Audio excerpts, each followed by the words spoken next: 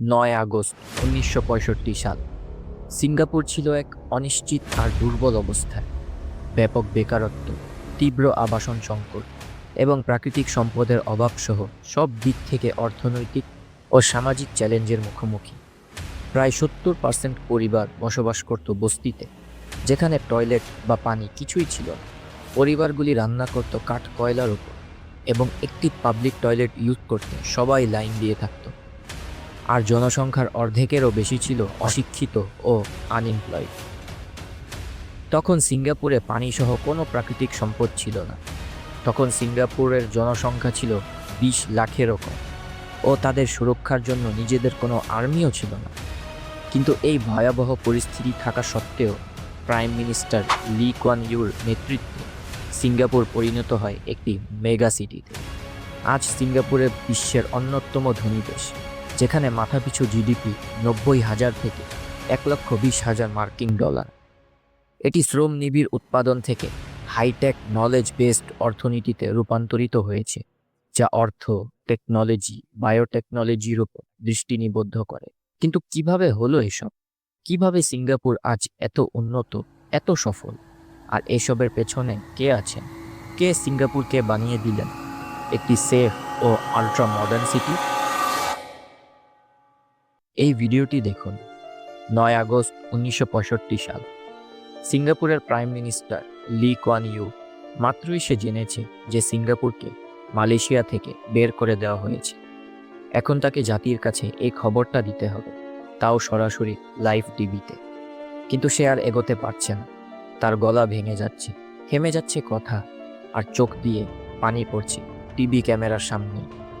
লিয়ের জন্য এটা ছিল সম্পূর্ণ বিপর্যয়, কারণ সিঙ্গাপুরের অর্ধেক পানি আসতো মালয়েশিয়া থেকে। প্রায় 90% খাবার আসতো কজওয়ে পার হয়ে। মালয়েশিয়া ছাড়া সিঙ্গাপুর শুধু ছিল একটি ছোট্ট দ্বীপ, যার কোনো চাষযোগ্য জমি নেই, তেল নেই, খনিজ নেই, ইন্ডাস্ট্রি নেই। সেই সময় সিঙ্গাপুর ছিল শুধুই একটা বস্তিতে ভরা, ঠাসাঠাসি করা বন্দর শহর। আর বিশেষ করে মালে আর চাইনিজদের মধ্যে জাতিগত দাঙ্গা লেগেই থাকত। এই হলো সেই দেশ যেটাকে লিকে নেতৃত্ব দিতে হবে, আর সে হার মানতে রাজি ছিল না।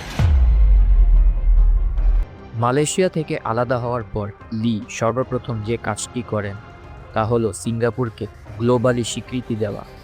আর তাই তিনি 1 মাসের মধ্যে তার দেশকে জাতিসংঘে ঢুকিয়ে দেন এবং গ্রহণযোগ্যতা পান। কিন্তু তারপরও সিঙ্গাপুরের নিজের কোনো সিকিউরিটি ছিল না। 1967 সালের মধ্যে লি মালয়েশিয়া, ইন্দোনেশিয়া, থাইল্যান্ড আর ফিলিপাইনের সাথে আসিয়ান প্রতিষ্ঠা করেন, এবং এর ফলে সিঙ্গাপুর আর একা নয়। এখন সে তার প্রতিবেশীদের সাথে সহযোগিতা করছে। মিলিটারিলি নিজের দেশকে শক্তিশালী করার জন্য লি ন্যাশনাল সার্ভিস তৈরি করেন, যার ফলে প্রত্যেক তরুণ পুরুষকে সার্ভ করতে হবে। প্রশিক্ষণের জন্য তিনি গোপনে ইসরায়েলের দিকে ঘোরেন। ইসরায়েলি উপদেষ্টারা নতুন সিঙ্গাপুর আর্ম ফোর্সের থিওরি তৈরি করে, আর এভাবে 1971 সালের মধ্যে 16,000 মানুষ প্রস্তুত তাদের শহর রক্ষা করার জন্য। লিয়ের নিয়ম ছিল স্পষ্ট: যদি তুমি নিজেকে রক্ষা করতে না পারো, আর কেউ তোমাকে রক্ষা করবে না। এখন যেহেতু সিঙ্গাপুর বিশ্বের দ্বারা স্বীকৃত, প্রতিবেশীদের সাথে সম্পর্ক ভালো, আর নিজেকে রক্ষা করতে পারে, লি এখন ভেতরের দিকে কাজ শুরু করে। আর সিঙ্গাপুরের জন্য সবচেয়ে বড় হুমকি শুধু দারিদ্র্য নয়, এটা ছিল জাতি। চাইনিজ, মালয়, ভারতীয় এই গোষ্ঠীগুলো প্রায়ই সহিংসভাবে সংঘর্ষে জড়াত। লি ঘোষণা করেন যে সব জাতি সমান, কিন্তু রাষ্ট্রই সীমা নির্ধারণ করবে।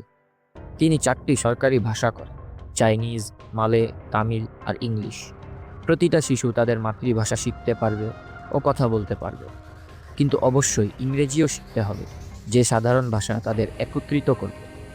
ধর্মকেও কঠোরভাবে নিয়ন্ত্রণ করা হয়, আর বিশ্বাস ছড়ানো যে কোনো প্রচেষ্টা যা কিনা বিভাজন আর ইনস্টেবিলিটি সৃষ্টি করতে পারে, তাও নিষিদ্ধ করা হয়।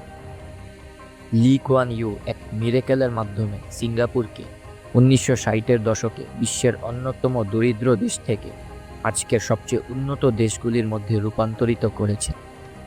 যদিও সিঙ্গাপুর ছিল ছোট, ঘনবসতিপূর্ণ একটি দেশ, প্রাকৃতিক সম্পদ নেই, জমি কম, চারিদিকে সীমাবদ্ধতা, তাই অনেকেই ভাবত এই দেশ দিয়ে কিছুই হবে না। কিন্তু লি একটা জিনিস খুব পরিষ্কারভাবে বুঝেছিল: সিঙ্গাপুরের আসল শক্তি হলো তার মানুষ। শিক্ষিত, পরিশ্রমী এবং ডিসিপ্লিনড নাগরিকদের তিনি দেশের মানব পুঁজি হিসেবে দেখেন।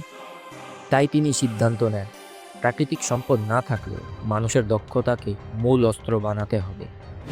পরামর্শ নেওয়ার জন্য লি ডাচ অর্থনীতিবিদ আলবার্ট উইনসেমিউসকে নিয়ে আসেন। তার পরামর্শ ছিল খুব স্পষ্ট: আদর্শ ভুলে যাও, জাতীয়তাবাদ ভুলে যাও। যদি তুমি চাও সিঙ্গাপুর সফল হোক, একে বিদেশি কোম্পানিগুলোর জন্য খুলে দাও, ট্যাক্স কম রাখো, দুর্নীতির বিরুদ্ধে লড়ো, স্থিতিশীলতার গ্যারান্টি দাও, দ্বীপটাকে পরিষ্কার করো উপর থেকে নিচ পর্যন্ত, কোনো আবর্জনা নয়, কোনো দাঙ্গা নয়, কোনো বস্তি নয়, কারখানা বানাও, তোমার শ্রমিকদের প্রশিক্ষণ দাও। যদি এটা করো, ফরেন কোম্পানিগুলো আসবে। আর লি এই পরামর্শগুলো শুনেন এবং পুরোপুরিভাবে এটার উপর আমল করেন।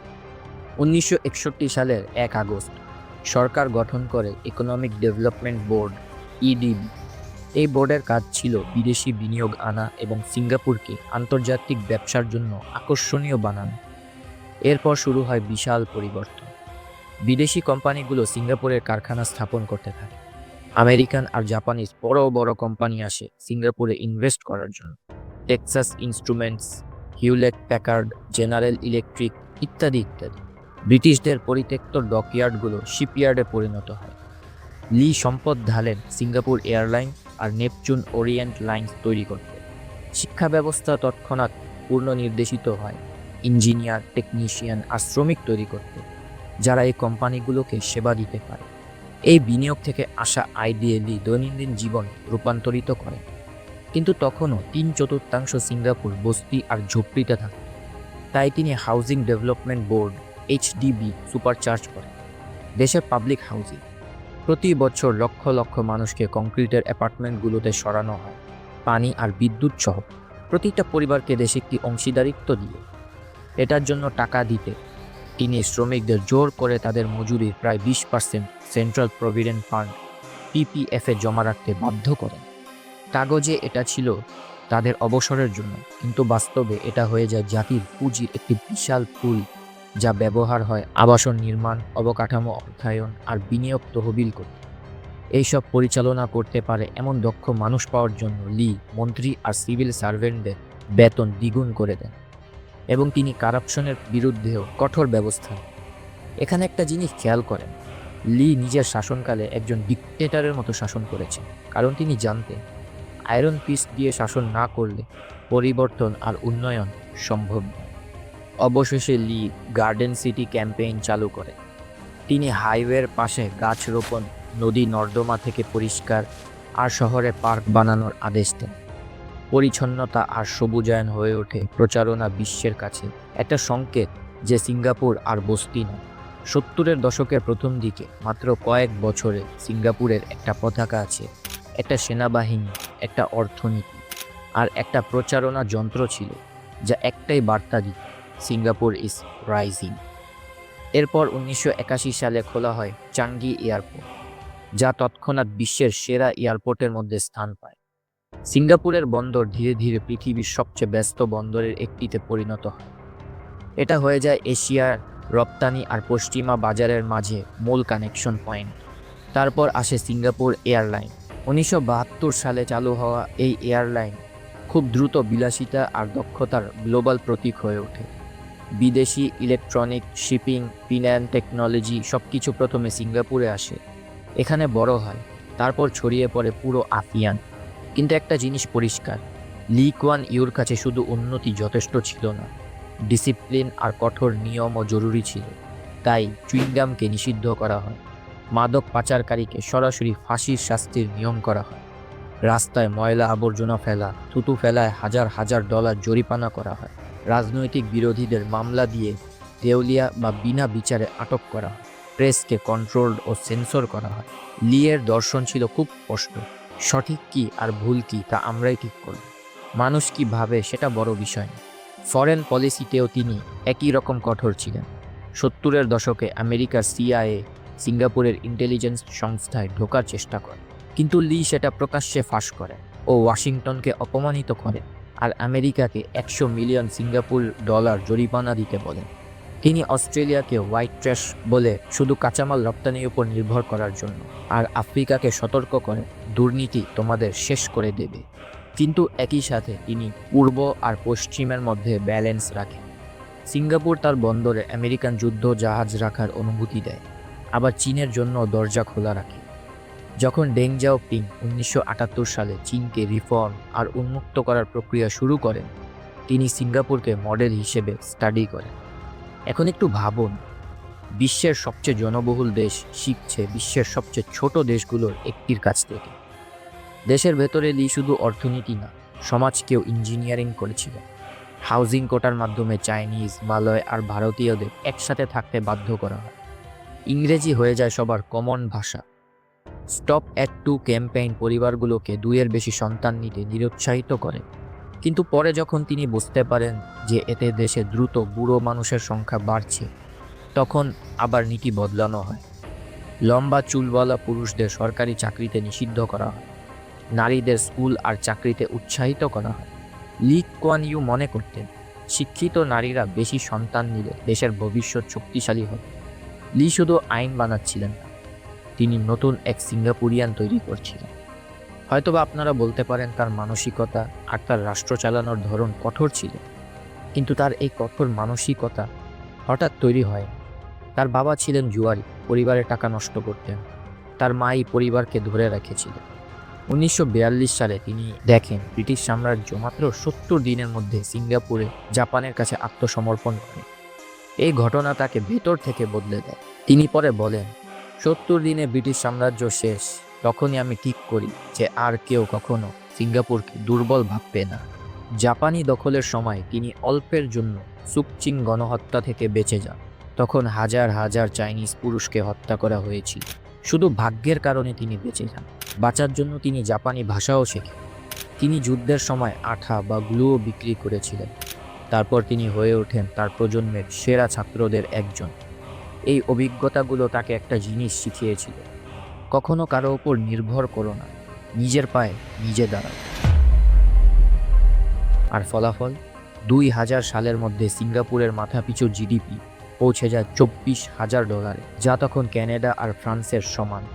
2025 সালে এসে সেটা প্রায় $90,000 মাথাপিছু, যা ইউনাইটেড স্টেটস থেকেও বেশি, আর তার প্রতিবেশী মালয়েশিয়া আর ইন্দোনেশিয়ার তুলনায় অনেক বেশি। শিক্ষায়ও সিঙ্গাপুর বিশ্বের সেরা। ওসিডি পিসা পরীক্ষায় তারা নিয়মিত শীর্ষে থাকে। গণিত, বিজ্ঞান আর পড়ায় তারা হারিয়ে দেয় ফিনল্যান্ড, জাপান আর সাউথ কোরিয়াকেও। কিন্তু এ সকল সফলতার মূল্য আছে, এবং এর মূল্য হলো সাধারণ জনগণের স্বাধীনতা। লি কুয়ান ইউ একবার বলেছিলেন, মানুষের ব্যক্তিগত জীবনে হস্তক্ষেপ করার অভিযোগ আমার বিরুদ্ধে প্রায়ই ওঠে। হ্যাঁ, আমি যদি সেটা না করতাম, আজকে সিঙ্গাপুর এখানে পৌঁছাতো না। I am accused often of interfering in private lives of citizens. Yes. If I did not, had I not done that, we wouldn't be here today. তার জীবনের শেষ বছরগুলোতে তিনি হাঁটতেন সেই গার্ডেন সিটির রাস্তায়, যে শহরটা তিনি নিজের হাতে গড়েছিলেন। সময় তাকে ধীরে ধীরে দুর্বল করে দিচ্ছিল, আর 2010-এর দশকে তার স্বাস্থ্যের অবনতি শুরু হয়। আর মার্চ 2015 সালে লি কুয়ান ইউ 91 বছর বয়সে পৃথিবী ছেড়ে চলে যান। তার মৃত্যুর পর যা ঘটেছিল সেটা ইতিহাস। প্রায় 4,50,000 মানুষ বৃষ্টির মধ্যে ঘন্টার পর ঘন্টা লাইনে দাঁড়িয়েছিল শেষবারের মতো বিদায় জানাতে সেই মানুষটাকে, যাকে কেউ বলতো একনায়ক আর কেউ বলতো জাতির আর্কিটেক্ট। এই হলেন লি কুয়ান ইউ, সেই মানুষ যিনি বানিয়েছিলেন সিঙ্গাপুর, একটা দেশ যা শুরু হয়েছিল চোখের পানি দিয়ে, একটা বন্দর শহর যার কিছুই ছিল না, আজ সেটা পুরো বিশ্বের জন্য একটা model.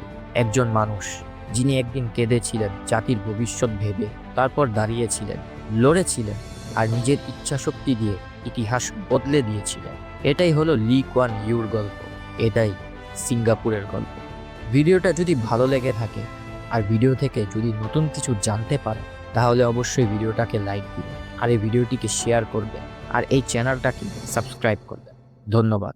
Whoever governs Singapore must have that iron in him or give it up. This is not a game of cards. This is your life and mine. I've spent a whole lifetime building this. And as long as I'm in charge, nobody's going to knock it down.